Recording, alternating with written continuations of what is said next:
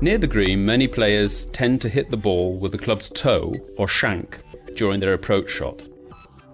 This means they hit the ball with the tip of the club or the part that connects the shaft with the head. As a result, the ball flies very low and to the right across the fairway or green. This mostly happens due to the incorrect swing plane of the club head in relation to the ball and the target.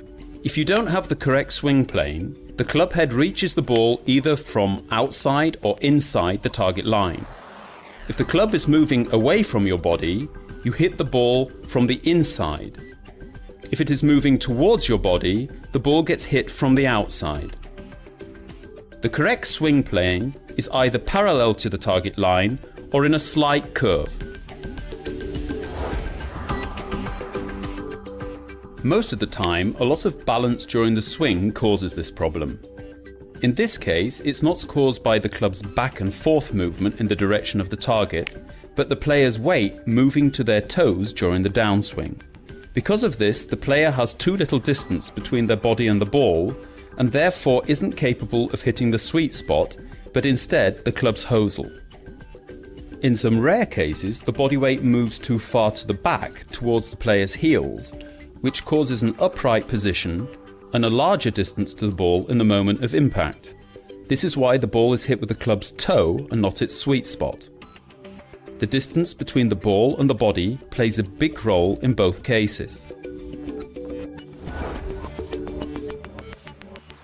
The body weight in the address position should be kept centered or slightly moved onto the heels and be kept this way during the shot in order to ensure stability during the swing. Also, note the distance between the hands and the body, and also the body and the ball during the setup. Ideally, the distance should always be the same.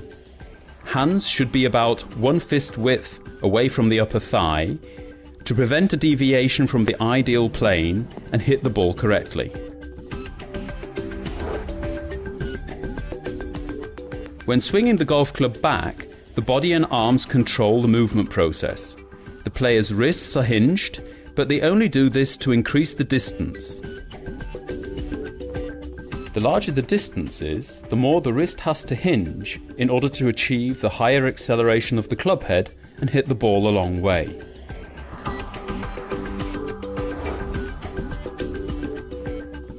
During the downward movement, the player's wrists are unhinged to the ball so that the club head hits the ball in an ideal angle.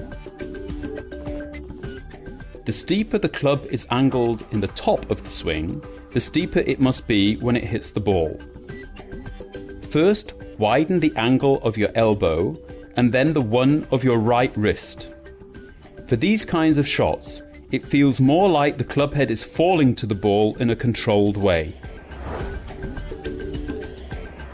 In the moment of impact, the hands are located only a little bit in front of the ball.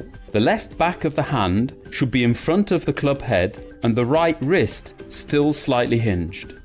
Now, the club swings through the ball while the left arm and club shaft form a linear unit.